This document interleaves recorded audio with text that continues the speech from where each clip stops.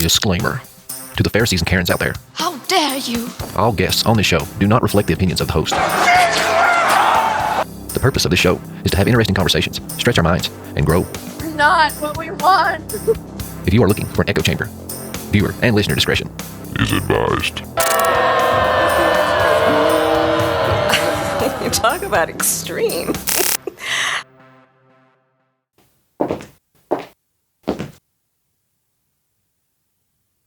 What is happening and what is up? Hold out your glass, because we're about to fill it up. Torches high. Look at it from a different perspective.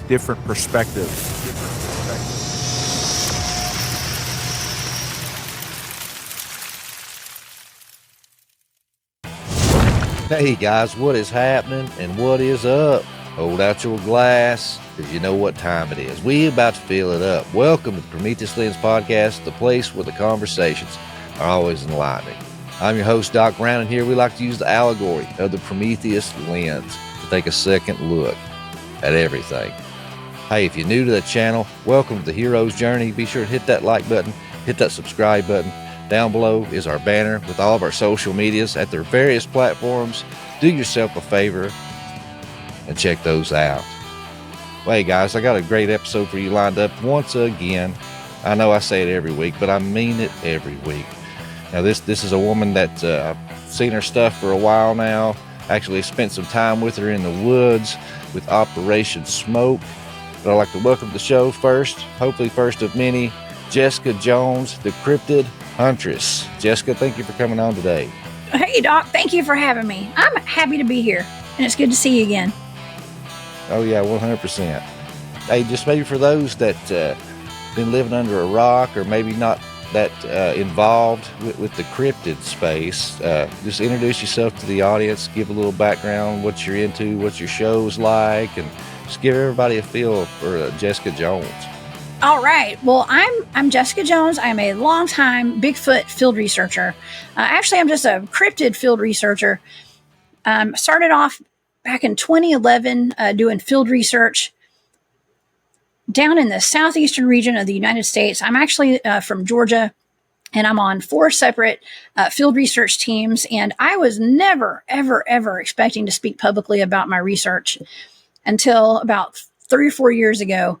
And so I waited at least 10 years to ever speak publicly about Bigfoot at all. I used to have a real job where I worked in the government and stuff. Okay. So, but nonetheless, here I am today. And so I am a Bigfoot field researcher. I did get asked to speak publicly at an event a few years ago, and I did, and it just snowballed from there. And now I'm known as the Cryptid Huntress after that. And I have a YouTube channel, and I have some live shows I do every week where I talk about my research, and I bring on other researchers from all over the world, mostly just around North America. But yeah, my life is full of cryptids and activity now. I'm still very active out in the field as well. As you know, I got to hang out with you over in East Tennessee not too long ago. And so I'm out there, boots on the ground. That's my thing. I'm a boots on the ground field researcher, and I love it. I love being outside, outdoors. But yeah, life has gotten really crazy because now I am chasing not just Bigfoot, but Dogman out there. So yeah, that's kind of me in a nutshell right there. Also my team is trained in the head of one of my original team is one of the world's best, in my opinion, one of the best remote viewers in the world. And he trained our entire team in remote viewing over the past 10 years. And so we have that tool in our tool belt, and we use that in the cryptid field research, actually. And so it kind of sets our team apart from a lot of the other teams that are out there doing research today. So that's my thing. That's who I am, Jessica, the Cryptid Huntress. Nice. Well, since you brought it up, the whole remote viewing thing, that's something I'm not familiar with. And I've heard, a lot of Christians in the space talk about, oh, that's the devil and that's witchcraft. And that's the same as astral projection. And honestly, I am completely ignorant to what that is. I mean, I kind of got a 30,000 foot view, but could you explain that to to a dummy like me, or maybe somebody that's watching this show that may have some, misconceptions on what that is exactly? Yes. Well, there's a lot of people out there right now that is a very popular buzz term is remote viewing. And it's almost the bane of my existence. Okay. Cause I turn on YouTube and everybody's like, I'm a remote viewer. And, it's just basically people who are psychic, who are tuning into stuff. And that's okay, but that's not my definition of a remote viewer. Okay. Remote viewing is something that our military utilizes, and they have been using this since at least the 1960s. It is a scientific way to look into things psychically, to locate targets psychically. And we are all psychic. Every human is psychic, whether you use your abilities and hone in or not. Okay, we are born with those abilities and those gifts.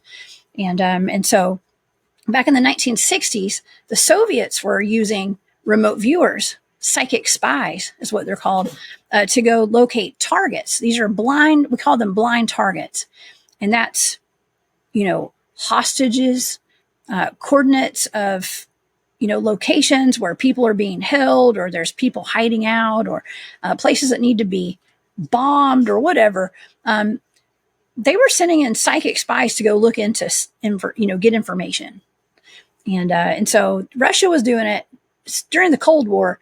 So the United States had to counter it, right? So they started some programs with the U.S. military, the U.S. Army, where they were bringing in, they brought in, I guess you have a lot people in your audience have seen The Men Who Stare at Goats. It's basically based off of that. Okay. Okay. It's based off of those programs. That movie is based off those programs. And there's different modes of remote viewing. Okay. Basically it is psychic spying. You can call it that if you want. I'm trained in I guess I'm trained in every mode of remote viewing. The one that I use the most is called coordinate remote viewing. And so, I am given a set of coordinate numbers. Okay. Coordinates. And that's all I'm given. I'm given a set of 8 numbers. And I sit down in a room by myself. Okay. I have a stack of paper. I have a stack of pens, a bunch of pens, a bunch of paper. And I am trained to go through a process where I go through stages after I'm given those numbers, and I pull data out of those numbers. We call it data. Okay. And at the end of that session, I've gotten all this data out of those 8 numbers. And I can sit there, I have a stack of paper with just a whole bunch of information on it. It means nothing to me. I have no idea what this information is. It's just stuff that I'm sensing. We call it sensory data. Okay. I'm sensing information off of those numbers. I'm seeing things, like call them like premonitions, like you get a premonition, like your phone rings, like you just think of something. It's almost like just pulling information out of the subconscious, basically is what it is. And I hand those papers over to the person who tasked me those numbers. Okay. And that's that. That's all I do. Okay. It's called remote viewing. And so I have utilized it in more ways than just our team has utilized it in more ways, than just the cryptid stuff. I help locate missing people and locate, cold cases, things like that. I have definitely helped locate where bodies have been buried and the methods and the ways that people have died, and definitely have helped. I'm going to say solve some cold cases, and my data, the information that I've gotten out of these cases, has been very accurate. Okay, very accurate. And why not utilize someone like a remote viewer if you have a missing child, let's just say, or a missing relative or something like that. I think that if something like that happened to me and my family, I would use every resource I had available, to locate that loved one, but it's used for much more than that. I mean, remote viewing can be basically used to locate any kind of a target. Okay. So I'm locating targets. They can be geographical targets. The coordinates that I get are not always geographical coordinates. They're just random numbers, okay, that are assigned to a target. And so here's how I use it in the cryptid world. Okay.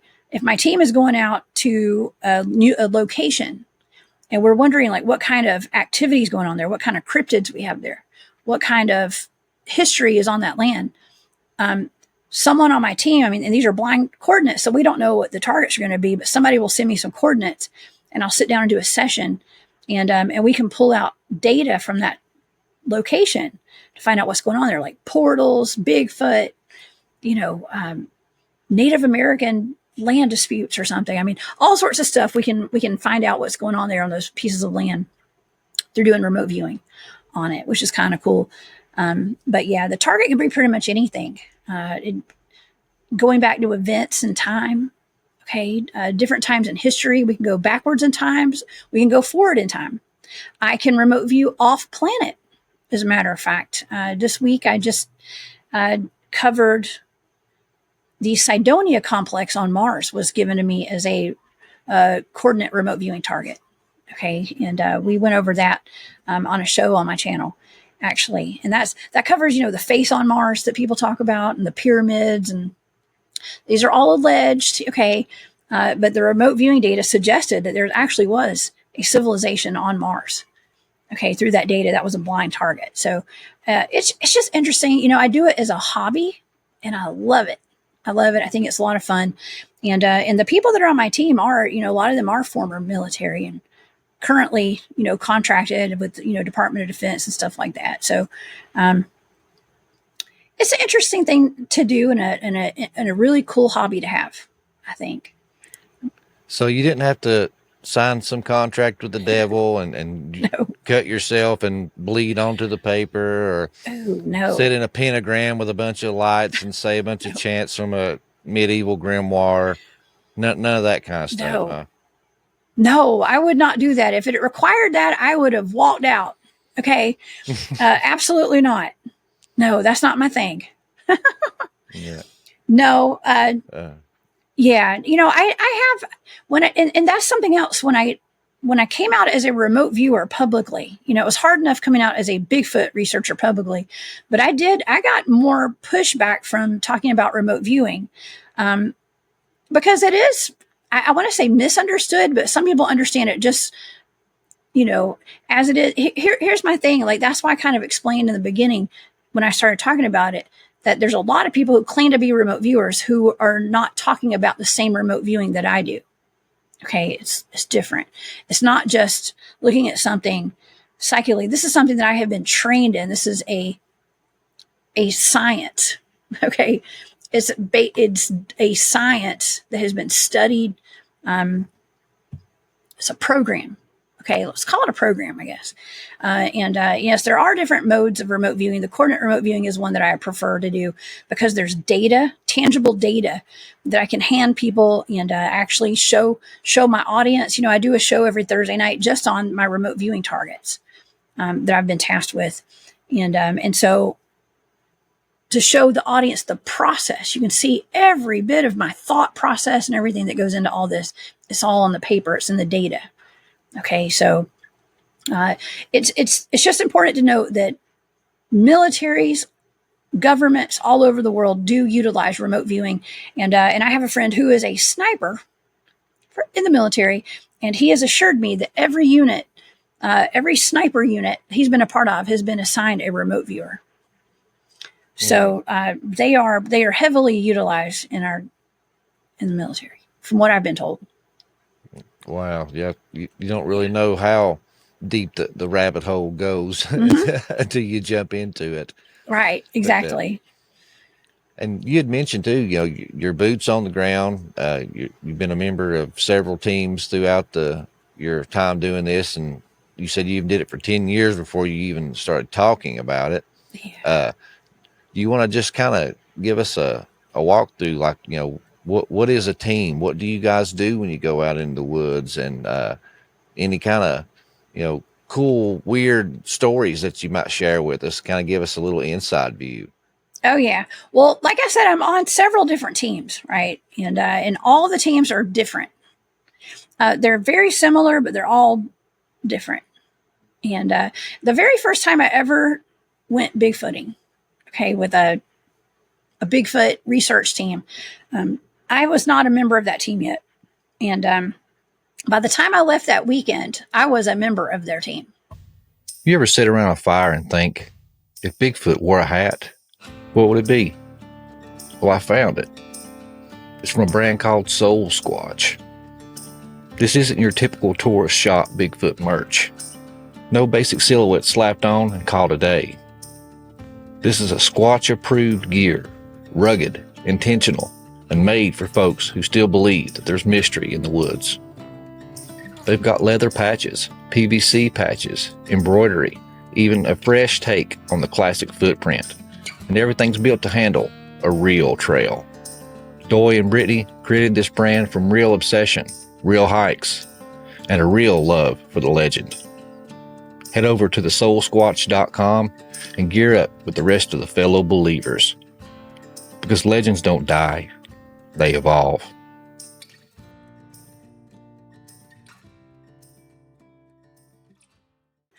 And but I do most of my field research up in North Georgia. I used to. Okay, it used to be mostly just North Georgia. Now we cover some specific areas all over the South. They're undisclosed locations, so I can't tell you the exact location of these places. But a lot of our spots are in national and even state parks, and some private land as well.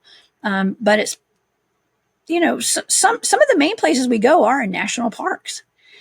And some of the teams are more, just kind of like going out there to communicate with the cryptids. Okay, we're out there observing, we're communicating. When that first team that I joined, it was called Enigma Research Group, and those are the guys that I'm trained in remote viewing with. But when I first met them, they were telling me, they said, well, we have already established that Bigfoots are out here. We've moved on to communicating with the Bigfoots now. Okay. So we're out there to establish a connection. We're out there to establish some communication, and part of the whole remote viewing thing. And I keep saying remote viewing. It's not just locating targets. It's also exercising your psychic abilities as well. And tuning into your intuition. Let's just say your intuition. Spirit tracking. You familiar with that? Ever heard of spirit tracking and stuff? It's important to be able to tune into your environment when you're out in the woods. Okay. And so that's what I was pretty much trained to do, was to go out into the woods and just understand shifts in energy, shifts in the environment, and things like that. And that's part of the training that we had to tune into our intuitive abilities, let's just say, out there. So these guys had already established that Bigfoot was real. Let's go to the next level. And I was all for it. Okay. And so the first time I ever went on an expedition with them, I mean, I had something that ran up behind me. I thought it was one of the guys trying to scare me. And I had volunteered to be bait. Okay. Bigfoot bait. And I went out there for the first time because I wanted to see a Bigfoot. I had no intention of seeing one. I had no intention of being on a Bigfoot team. I had no intention of ever having this become my life. If I had known then what I know now, I would have said you were crazy. Okay, that was going to be the Cryptid Huntress one day. But I went out to North Georgia, and we had a big expedition, and I didn't know anybody there except for some of the guys I'd met at a presentation they had given, and they invited me to their expedition. And I just thought, well, if I'm ever going to see a Bigfoot, this is my chance. So I got all the gear, and I got a tent. I even put my tent up in my best friend's backyard to make sure I could put it together so I didn't look like an idiot when I got out there. And so, yeah, so I went out there, and when I got there, I told the guys, I was like, well, hey, I'm here to see a Bigfoot.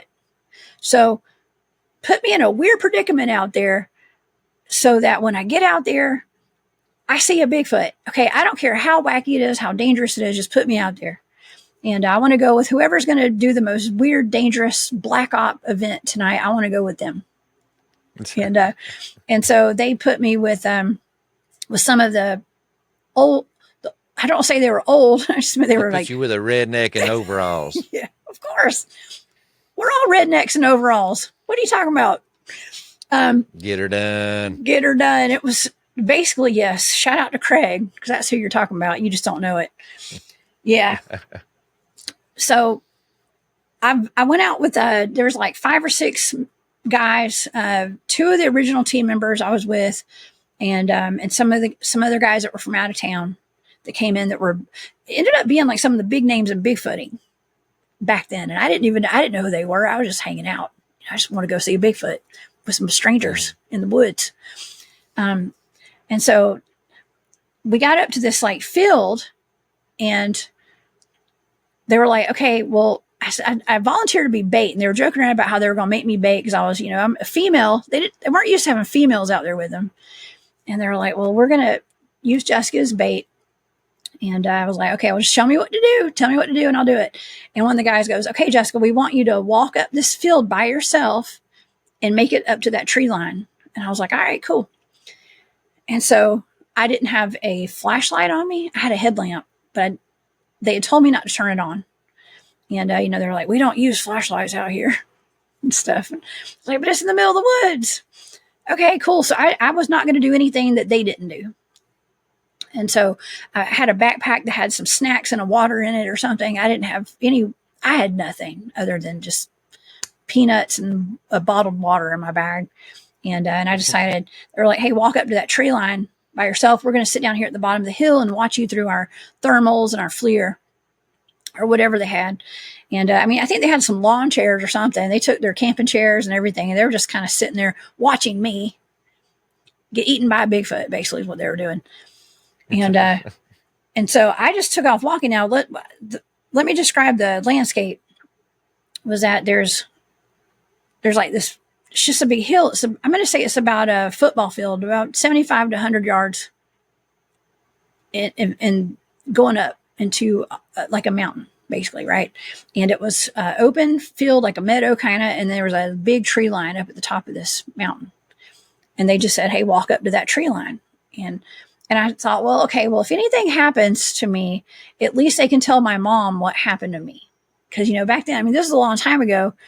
And it was before I had gotten married and had a kid and all that kind of stuff. I was wild and free. And so I was like, they can just tell my mom what happened. And so I started walking up this hill. And I was very nervous. Okay, I was very nervous. But they said they had seen a Bigfoot up there the night before or something. And so I was like, okay, well, this is my chance. I started walking, and I literally got about halfway up that mountain, up the hill. And I heard one of the guys trucking it behind me. Like, I could hear him. I could hear his footsteps.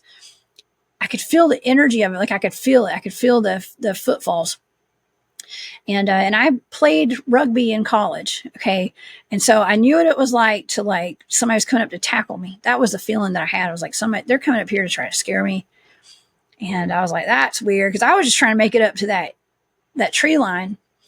And I got this knucklehead coming up behind me about to tackle me, which is not cool. And I'm already nervous. And so I heard, I could even I could hear him breathing and everything. It was weird. And so I kind of braced for impact when I thought this guy, for whatever reason, was running up behind me. And I thought somebody was going to say, boo, and so I kind of braced for impact as I was walking, trying to make it up to that tree line. And right when whoever this was got up to me, I was ready for them to grab me kind of.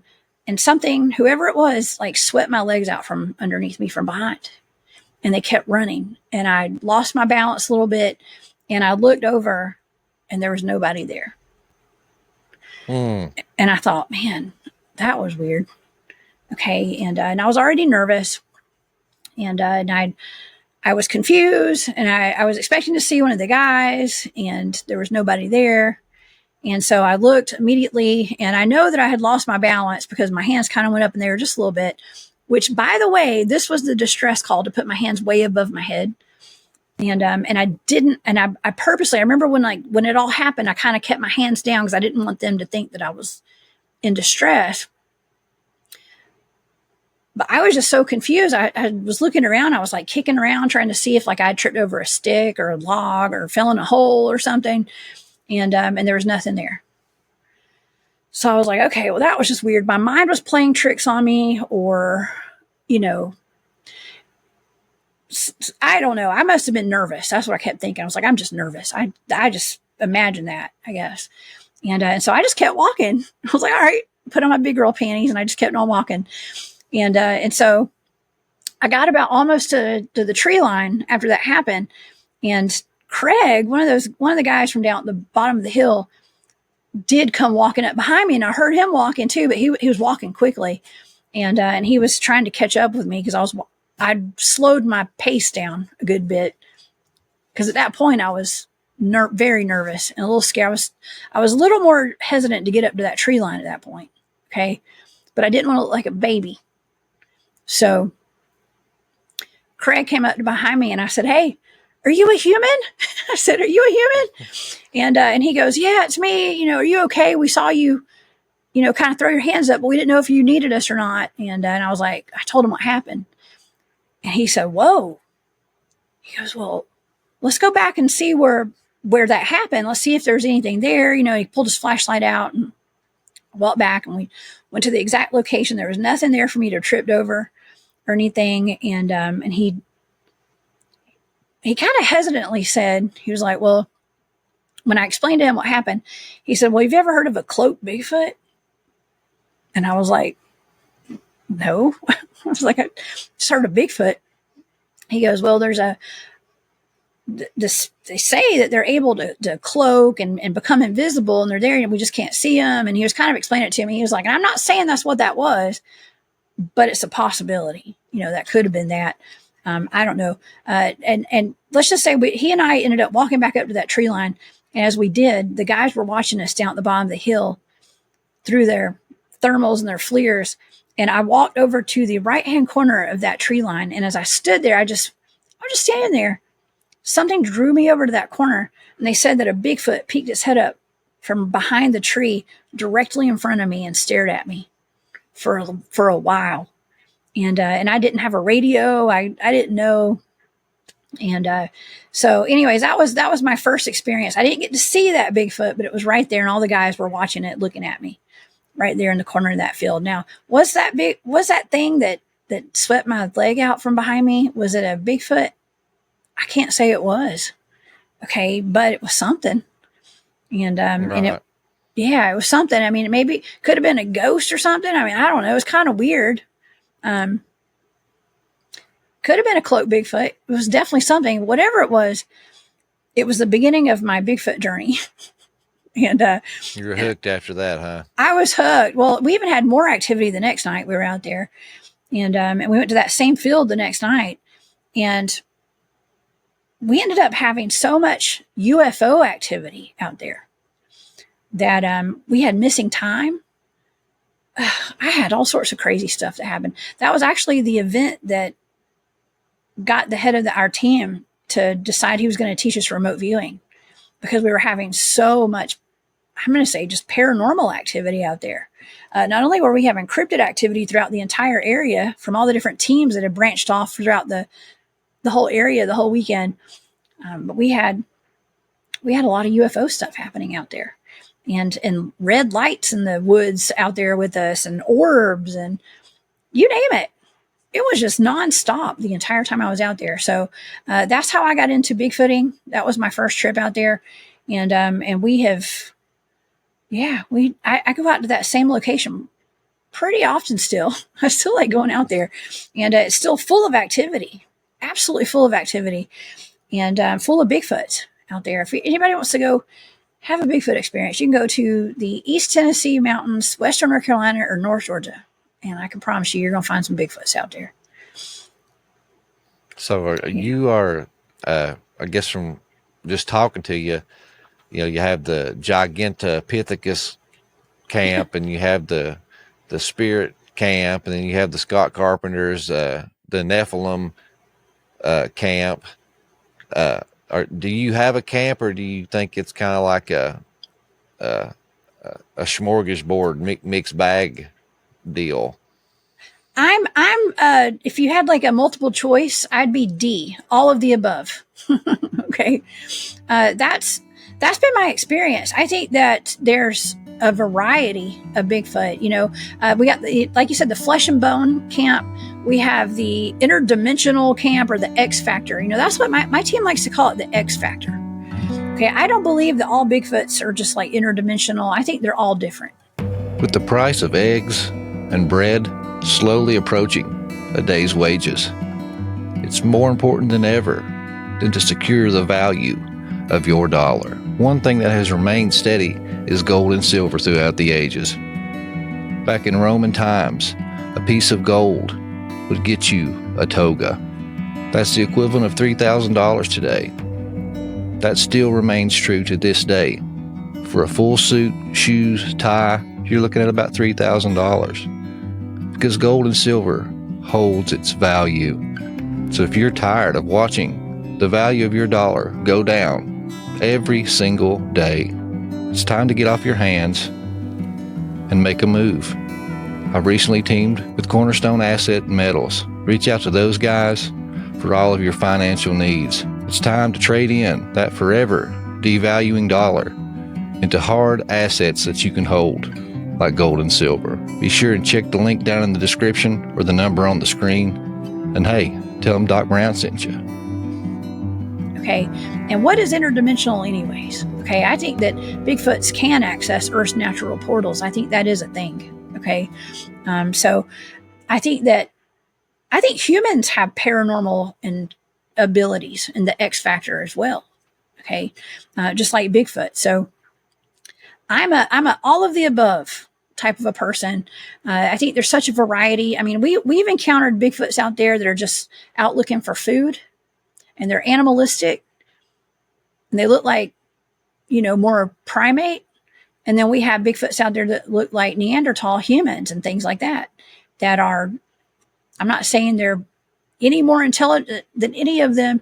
We have some that are highly advanced and highly intelligent and are highly telepathic that are out there in the woods as well. So there is a variety, just like humans. We have varieties of humans, right? We have varieties of Bigfoots out there as well. And I think all cryptids are like that. I'd say even Dogman are probably like that. There's different levels of them, of intelligence, and different levels of behavioral, characteristics and stuff like that. I mean, some that will eat you and some that want to take care of you in a sweet way, like grandma. So, yeah, you got types and kinds and different personalities, like people. Yes. Yeah. Which we were talking pre-roll, and you had mentioned portals, and you were talking about you really like looking into like the missing 411s and all these people that go missing in parks. And you had mentioned that you had a theory on some of this stuff. Would you like to talk about that? Sure, absolutely. Yeah, my team. Okay, so I have another team that I go out with, and we work on a I guess you call it a project. We call it the Meadow Project. Okay, and and that is Anomalous Studies and Observation Group. One of the guys on the team wrote a book about it and about our research and stuff. And they've been shooting documentaries on it and all sorts of stuff lately. And so it's gotten a buzz lately. Okay, but we've been going out to that area for almost 10 years now, for a while. And it's at an undisclosed location. Okay, but the claim to fame, one of the claim to fames there, and there's a lot of them. Okay, because I've even heard my own voice yell at me from across the creek and said time travel one night.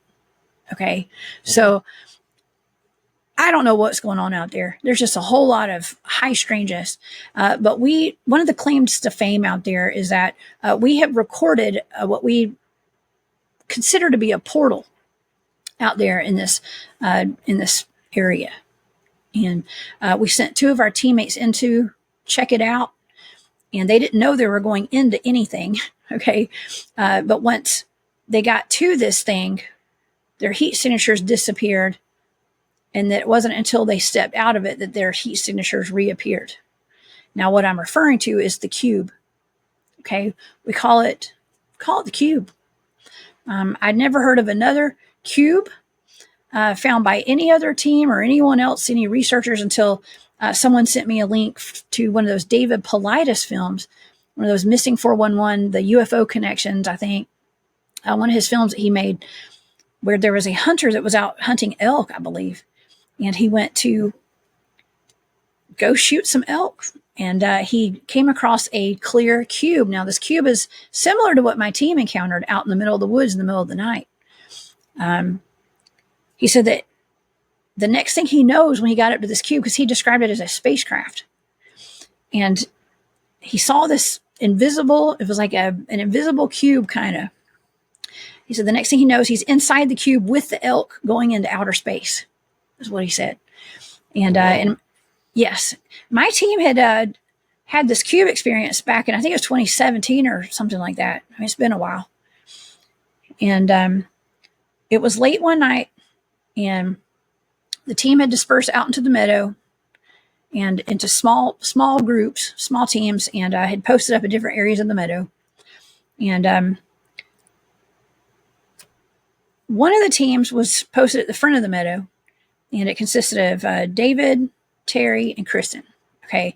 And they were just kind of sitting. We don't go out there and like knock on trees and like whoop and stuff. And we're not out there just looking for Bigfoot. We're out there looking for all the other stuff. We know Bigfoot's real. We're not, that team, we're out there looking for UFO stuff and any kind of high strangeness, any kind of critters that are out there, lights, light beings, whatever, and or shadows, whatever we can find. Okay. And David started he was looking through his FLIR, and he started noticing that this like object was forming in the middle of the meadow. And he thought his eyes were playing tricks on him, because what he was seeing was like it looked the size of a shed. Okay, like a small garage behind your house. Like it was like a big old box. And it had, the way he described it, it had like 2 windows on each side. It had like crosses in them. And he thought he was seeing things. And so he handed his monocular over to Terry. He said, "Hey, Terry, look over there and see if you see what I see." And Terry looked in it, and he was like, "All right, yeah, I'm seeing like a cube or something over there. What in the world?" And you couldn't see it with your naked eye. You could only see it through the FLIR, the thermal. So they radioed over across to a team across the field that was closer to it. Got Bob and Tim. And they said, "Hey, y'all go check out this thing that just showed up. We don't know what it is. Y'all go check it out." And so they stayed on there. We have ham radios out there. And so they guided them over on the radios. And Kristen had the wherewithal to like turn on her video, her FLIR video. And so she started recording. And you can see in this video, they actually have this on video. The cube was actually starting to kind of dissipate a little bit, so it wasn't as bright as it had been before. The heat had kind of gone down a good bit. And you can see as Tim and Bob are walking over to this cube to go check it out, they're guided over to it. And as they get up to it, they disappear. And then they said that when they got up to whatever this area was, they didn't know they were in anything. They said that the temperature had dropped, the stars disappeared, the vegetation changed on the ground, and they knew there was something wrong. And so they sat there for a second, and they're both former military, special forces. Bob was in the Navy. Tim was he was actually in the Army, and both trained in remote viewing extensively as well. So they're very, very much aware of their environment and their energetics in the area. And they were noticing there was something off. And so they backed out of where they had been standing, and the environment changed back to normal. And that's when their heat signatures reappeared. And you can see it in the video that Kristen has. And let's just say, as they reappeared, the box actually started shrinking down. And you can see it get really small, and then it flies away, or it floats away. And so it don't even dissipate. It just gets so small and then just flies away. Yes, correct. So it was very odd. And this is in an area where we do a lot of research Okay. And we've had a lot of weird stuff that's gone down out there. And it's not only cryptid related, but also like ET related, UFOs. And now we have what we consider to be a portal. We call it a portal. We've had other instances out in the field in different locations where we have encountered other portals as well, but we didn't have them on video, and they're different types of portals, and they look different. They're all different. Now, what we encountered out there in that field, the team encountered, you can't say positively that was a portal, because we call it that. It could have been a spacecraft, but it also could have been a portal into a spacecraft. I mean, I know it sounds weird, but that's all we know. And my theory is that a lot of these people that are going missing out of these national parks are potentially walking into what we have on video at a national park. Okay. Trey has already announced this is a national park. Okay. And so I am not giving any kind of information away tonight, but my feeling with this as well is that it's not ET. I mean, it may be ET technology, but I think it was like man-made. Maybe these things are put there on purpose. Maybe people are targeted. Okay. That's part of David Paulides' research is there's some characteristics of some of the people that go missing. Okay. Like nationalities and backgrounds and things like that. Science, a lot of scientists. Okay. I don't know. Maybe it was put there to take some people away. I mean, we don't know, but I can tell you that we have our suspicions that incident with that portal, as we call it, led to the complications that Tim and Bob both had. That they are no longer here with us today. They both have passed away since that incident happened. After that happened, they both got very sick. And Tim had a heart condition out of the blue, and Bob got a really aggressive form of cancer and passed away just last year. And even Bob, we had his suspicions that it all had to do with that portal incident and the research that we do out there, because we do take a lot of measurements out there. We started carrying Geiger meters with us and Geiger counters and measuring the radiation. We'd already been measuring radiation, but now we really pay attention to it because every time there's any kind of paranormal activity out there, anything that happens, there's usually a tiny little spike of radiation, at least. There's usually radiation spikes. So the stuff we're doing out there, it's not just dangerous as far as the cryptids go and the people and the animals and stuff like that. We have to worry about radiation. It's a big factor. Yeah. And that's wild too, because I think of, I can't remember the saint's name now, but he was a saint in the Catholic Church that he kept talking about having visitations, from angels or spirits. And some people thought it was, aliens or whatever. But he said they were angels and that he had such close contact with them that he would like sit with them and talk with them, he said. And all of a sudden, he got really sick and got cancer and he died. And like they had documented in the stories and stuff about him that they believed that it was his close encounters, with these, what he called angels.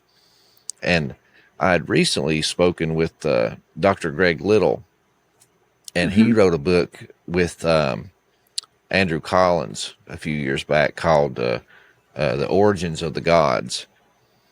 And he talks about that apparition of the Virgin Mary in Egypt back in the 80s. Like millions of people seen this, and they got video of it. You see this like glowing aura of this person walking across the roof of the church. And it was this big phenomenon back in the day that everybody was going to Egypt to this cathedral and getting pictures and video of it. It's like it wasn't just like one or two people seeing this thing or claiming they seen this thing. This was something that was all over the news. Millions of people seen it and got pictures and videos, so they can't really deny this thing.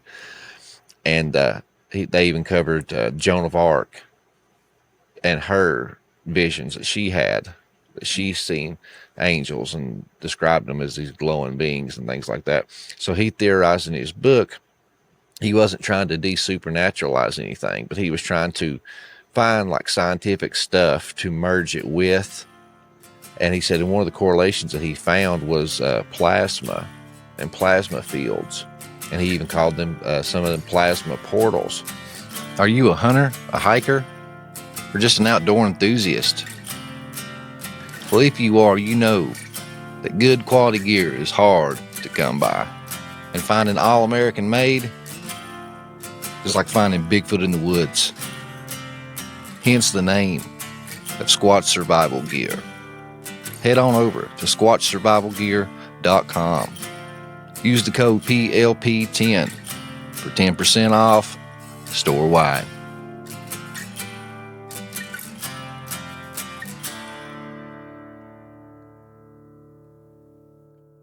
And he said that there's this energy in the earth, and you can find it in like ley lines and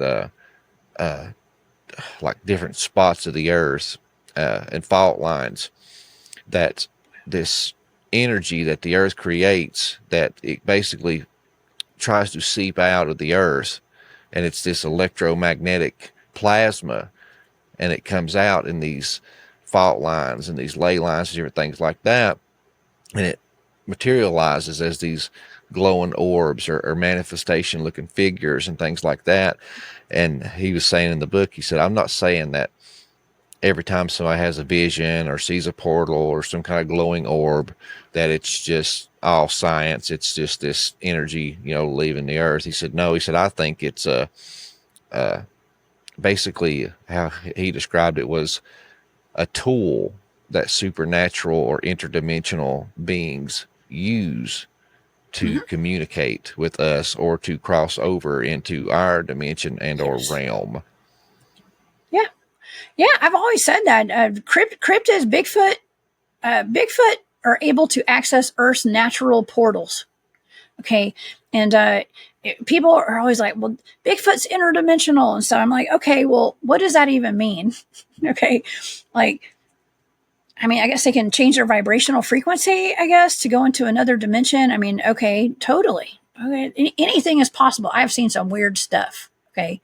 I've seen some weird stuff, but I think most likely they're accessing portals. That's what they're doing. They're accessing these portals. I mean, we have encountered too many portals out in the field. We just have of all different types, and that's interesting about the whole. What were you just saying about the ley lines and things like that? I mean, a lot of the places of high strangeness where we do our research do sit on ley lines. Okay, and that's another thing too, is like that Meadow Project, that you're involved in, and some of these other research areas. It'd be interesting to check and see how close they are to ley lines and or fault lines. Fault lines, and especially now, with all the seismic activity we've had the past few months. The earth is shaking and moving, and all these fault lines, especially out there in the Pacific Rim, are really active. So if there's a lot of activity and shaking and stuff going on, and there's already plasma fields and energy scientifically documented to be seeping out of these places, if you did have a place that you knew there was fault lines and stuff at, right now would probably be some really high activity.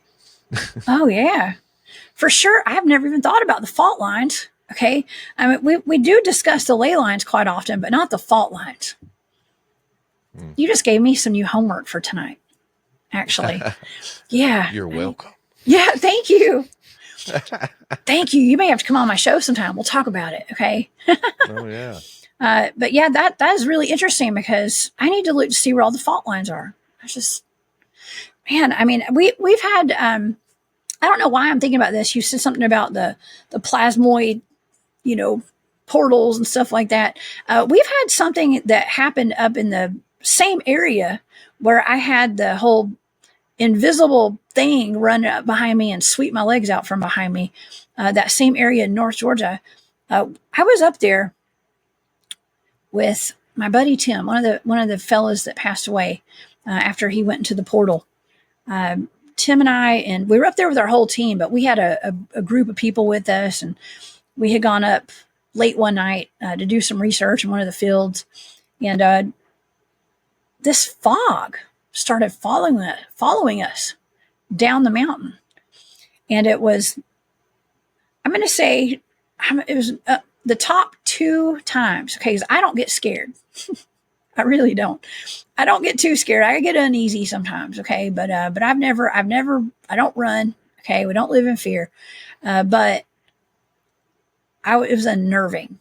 We had a fog that seemed to have a consciousness to it that was following us around. Now I know you'd mentioned the missing people. And I think this may have something also to do with where these missing people are going as well. Maybe they are being targeted. Some people are targeted and, they're trapped inside these boxes or portals or whatever this is that my team's encountered. But we were up in that mountain late one night. And Tim and I started noticing that there was like this really thick fog that was very unusual. Creeping from above us where we were, and it was coming down the trail.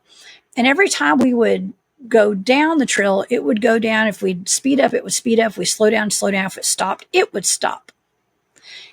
We were testing it out to see like, well, what, and he and I weren't saying anything to the people that were with us because we were trying to keep it to ourselves. We didn't want to upset or alert anyone that was with us. It wasn't our normal team that was with us. It was some friends of friends that were with us.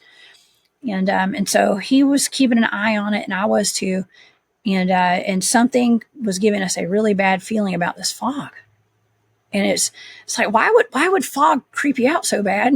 Didn't make any sense back then at first. But when it started happening, we were like, all right, there's something wrong with this. And he said, okay, Jessica, you take us out of here. He was like, I'll stay behind and you take us out. You lead the group down back to base camp and try to get us out of here as fast as you can. And I was like, all right. And he stood back, and there was something in that fog that night. There was something in it. I don't know if it was in the fog or if it was the fog. Okay. But since I eventually talked about it publicly, since I went public, okay, because this happened many, many years ago when this happened. But when I spoke on it publicly, I started having people contacting me saying, well, the same thing happened to me. And there are cases of people who have been, a lot of people have disappeared in the fog before, especially at like Yellowstone National Park and places like that. They have a really dense fog out there. But I think it's maybe it used as a cover for cryptids, things like that. Maybe even for animals. But this fog had I'm not kidding you, that had an intelligence to it. A consciousness, as we would call it, in the fog. And every move that we made, that fog made too. And it was very unnerving. Okay. So, I'd tell my stories about this stuff, about my personal experiences and my encounters, because I want other people to be aware of what's going on out there and to pay attention. A lot of people don't pay attention to their surroundings out there. And we have, like I said, an epidemic of people going missing out of our national parks. And I just want to warn people and tell people what to be aware of. Okay, out of my experience. And going to these places, don't go alone. It's best to have a buddy with you, or if you are going, let everybody know where you're going and what time you plan to be out and things like that. But even grown men get scared out in the woods, as you were talking. How you said, I'm not scared. I don't run. But we all went out there with that Operation Smoke, and we was all grown men and women out there. Yeah. A lot of weaponry, so we had no reason to be afraid. If something did come at us, we had enough bullets and weapons to put it down if it was fleshly. A lot of the guys were military and stuff and SWAT, and so we went out there and we set up a bait trap and broke up into groups of 4 or 5 and surrounded the bait trap at about 50 yards, 60 yards away, and just went totally lights out. And we kept noticing one group just kept turning their lights on. they'd turn it on for a minute, and then they'd turn it off. Turn it on for a minute, turn it off. And I was with Drewski and Kevin, and we were just kind of talking. It's like, what the hell's going on down there? Maybe somebody dropped something, or maybe somebody needed to get something out of their pocket, or or whatever. But it happened several times. And then finally, one of the guys just come across the radio and was like, "Hey, what's going on down there? Y'all all right?" And it was Juan's group, and he radioed back over the radio and was like, "Hey, man, we're freaking out, all of us." He said, "We hear stuff going on all around us." He said, "Sticks breaking, leaves ruffling." He said, "The whole group just has this fear of dread over us." He said, "We're all, not just one or two." He said, "We're all freaked out, and we want to get out of here." And they had the largest group. They had like 5 people in their group. And Riley was in there with them too. And they did. They was like, "Okay, yeah, we'll go ahead and go." And so this dread, I think they called it infrasound, which I'm new to the whole Bigfoot cryptid space, but they described it as infrasound. But yeah, all the grown men sitting in the dark for 5 to 10 minutes, got so freaked out and scared, and they had weapons, they had stuff to protect themselves. Yes. They wanted the hell out of there. Nothing can ever prepare you for that. And I just want to point out, it was a bunch of newbies. Okay. Bunch of newbies out there. But nonetheless, it's very scary. And that's why I'm very particular about, when I talk about my research teams, CW Ops, that's who we were with. Okay. That's my 4th team there. And those guys like to go out, and we go on kamikaze missions. Okay. So it's a little different than my research teams. Okay. We're out there. I'm going to say that team is more an investigative team. Okay. We're going to call it investigative. My other teams, we don't go out there. We're out there to observe solely. That's it. And to communicate. Okay. Going out there with those guys, that's a fun time though. Right. Yeah. We had a great time out there, living on the edge, living dangerously, and going right into the heart of monster country out there. And I've gone on several investigations with them, and we've got more planned. Okay, we got more planned coming up. Even taking people. We only go where hunters have been found ripped apart, things like that. That's what we do. In October, we got one coming up. You going to that one? Yeah, I think I'm the one that decided the location here. Okay. Nice. Yes, we've got a great backstory on the location that we're going to next, but we won't talk about it on air. Okay. Oh yeah. Yes. So yeah, I mean, I've done skinwalker cave investigations with those guys, and we've gone and done some. Let's see, where else did we go? We've been up to North Georgia actually.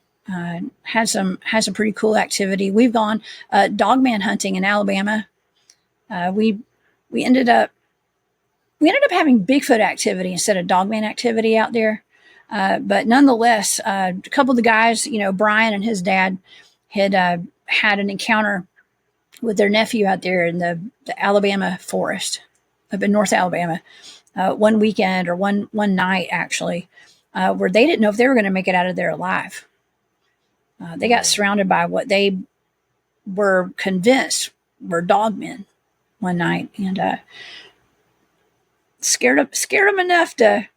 And those are Marines. Okay, they're all 3 Marines, and they were. It was unnerving enough to call up some of the crew and get us all out there. We hiked into those woods about 5 or 6 miles in the middle of summer. It was. I'm going to say it was around. Yeah, it was July of last year. Oh gosh. And it was brutally hot. God, it was horrible. And but it was actually really worth it. It was really worth it. I got to go. We set up our hammocks and stuff out there. After we got out there, we set up our hammocks and our tarps, and we became dogman bait, basically. I said I like to be Bigfoot bait, right? Well, I also am dogman bait as well. And we were out there having a lot of interesting activity, actually. And here's another thing. We did pass 2 cemeteries on the way out there, hiking, as a matter of fact. And we had some random guy that hiked out of the woods as we were unloading our vehicles and stuff, getting our backpacks on and stuff, getting all of our gear out, this man just kind of came out of nowhere, and he was holding this big rock. He was like, "Hey, do you guys know about dragons?" The guys are like, "What? No, okay, we know about dragons, I guess." And I was like, "Hey," I was wondering what he was talking about. And I was like, "Hey, I know about dragons. What you got in your hand there?" And he goes, "Well, this is a wing of a dragon. And if you guys are hiking through this trail right here," he said, "you're going to step over the dragon. You're going to walk right over its wing. And this is a piece of the wing." I was like a petrified dragon? I'm into like the mud fossil stuff, and Mud Fossil University. I follow Roger on YouTube. And the guy goes, "Yeah," he goes, "I've been coming out here for years. My wife hikes on these trails. And while she's hiking, I wipe off the dragon. Like I clean it off." And he had a brush in his hand. And he said, it's this gigantic dragon. It makes up the whole top of the hill. And the hiking trail goes through the wing. And he said, I'll show you where it's at if you guys want to go see it." And he said, "I took the little piece of the wing because I want to have it analyzed." And I thought, man, that's really cool. So he showed us where it was. And sure enough, it looked like a dragon body. I mean, you could see the tail and everything. I mean, it's a perfect dragon out there in the Alabama forest. And I think it's really cool. I love going down the rabbit hole of like petrified animals and petrified dragons. And I've really gotten into it since then, since we saw that dragon out there on that Dogman hunt of all things. And yeah, I've done some digging into like declassified like KGB documents and stuff like that, talking about, because trying to get to the bottom of like why would there be petrified giants all over the earth, okay, that are not fossilized. We're talking about petrified things, like giant animals and giant humans that have been turned into limestone, right? And it's like a lot of them, if you look, and I know this is like not cryptid, but this is cryptid related, kind of, right? Because we were going into a dogman hunt, ran into a dragon, and so I'm digging into all this documents and stuff, looking into like people being turned to stone. Okay, or I don't know if you're familiar with an incident that happened, and I think it was in the 1990s in the Ukraine. There were 23 Russian soldiers turned to stone after they shot a UFO down. Oh, wow. No, I have not heard that. Oh, yeah. Let's talk about it. Yeah. Yeah. Okay, so there was a UFO that had flown over some Russian soldiers in the Ukraine. One or more of the fellas got trigger happy. They got nervous. And the story goes that they shot it down with like I don't know if it was a heat-seeking missile, but it was some sort of a missile. Okay, shot down this UFO and it crashed in front of them. Well, they said that when it crashed, this is according to these declassified documents, the ship crashed and 5 ETs came out of the wrecked craft, and they formed into a ball of light. They formed into an orb, and as their bodies combined together into this orb, an energy force was blown out. Okay, it blew out some kind of energy, like a energy weapon. And 2 soldiers, there were 25 soldiers out there, 2 of them were able to duck behind something and take cover. The 23 weren't, and their bodies were instantly turned into limestone. Okay, ET technology right there. Turned to limestone. Their bodies it was like Medusa. That's what I was thinking, yeah. Yeah. Like Medusa. And the whole story with that, it was a serpentine or serpentine type being, and when you go into like the Bible, the seraphim, the and even what we call the serpent in Genesis, the original language, that was the Nakash, which means the shining one.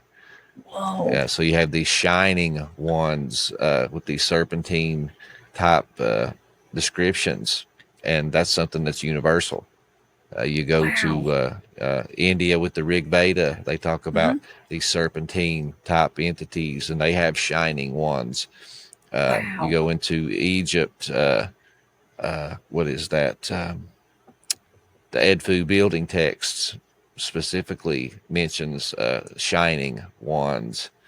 down in South America, the stories of the Quetzalcoatl and Viracocha and the Shining Ones. It's a universal story. And I love how Timothy Alberino says, we get too hung up on verbiage. He said, we have stories of these things that we call aliens. What are they? They are something not of this world that comes from the sky.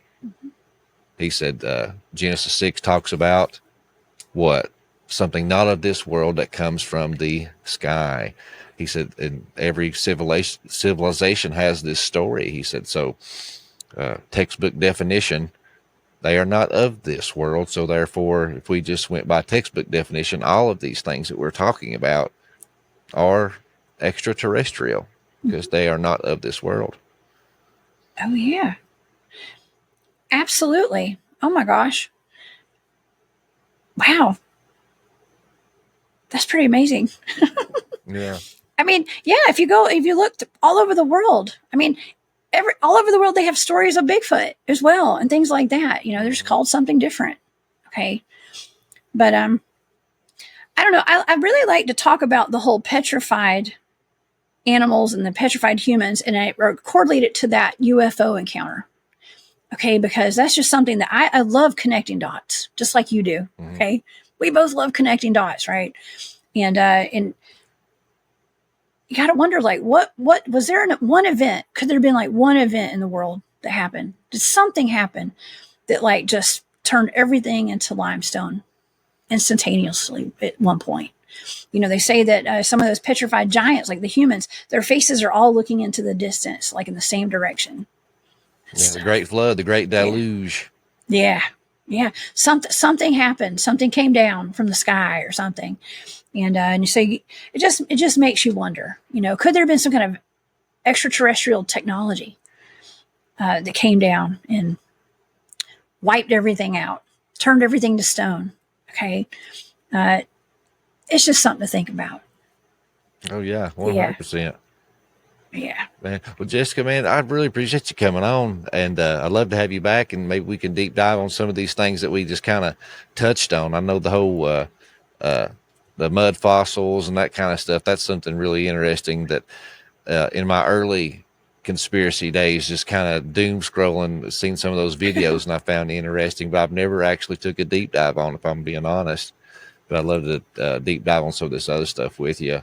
But hey, before we leave, if anybody joined the show or something at midway through or wasn't paying attention at the beginning, let everybody know about your show, where they can find you, websites, anything that you want to plug if they want to hear more of your conversations. Because honestly, guys, this is a woman that a lot of people talk about. Oh, I put out a lot of content. This woman's doing 3 or 4 live shows every single week, so she's got a ton of content. Well, thank you. Yes, I stay busy. And plus, I'm out there chasing Bigfoot and Dogman on the weekdays and weekends whenever I get a chance. But thank you. You guys can find me at the Cryptid Huntress on YouTube and on Rumble and all over the internet, all over social media. Just look for the Cryptid Huntress. I have a website. It's thecryptidhuntress.com. You can find all my socials over there, and everything you need to know. All my shows are archived on my website too. But yeah, just look up the Cryptid Huntress. I do 4 live shows a week. I am live on YouTube and on Facebook every Monday, Wednesday at 1 p.m. Eastern, Thursday at 8 p.m. Eastern, and on Saturday nights at 10 p.m. Eastern. You can always find me live on my YouTube channel. So thank you for having me today. I appreciate you, man. That's what I tell people. It's like you can get more money, you can get more stuff. If you're a single guy or gal, you can find another guy or gal, but you can never get more time. That's life's most valuable resource. So I really appreciate you taking your time to spend with us today. Of course. Anytime. Yeah. And come see me on my channel too. Come hang out with me sometime. Okay. Oh yeah, for sure. Let me know. We'll line it up, man. I love to talk. Me too. Man, we could talk for hours. Podcasters yeah, right? that love to talk. Imagine that. Yeah. Well, guys, I hope you enjoyed that. Hey, if you want some more content and deep dive on some of these things that we touched on, definitely check out Jessica's channel. You've actually seen some of her content on my channel if you follow me, because me and the guys from Operation Smoke went on her show just a few months ago and talked about some of our experiences we had on there. So lots of great content, lots of great conversations. But guys, hey, hope you enjoyed that. Till next time, torch is high, guys.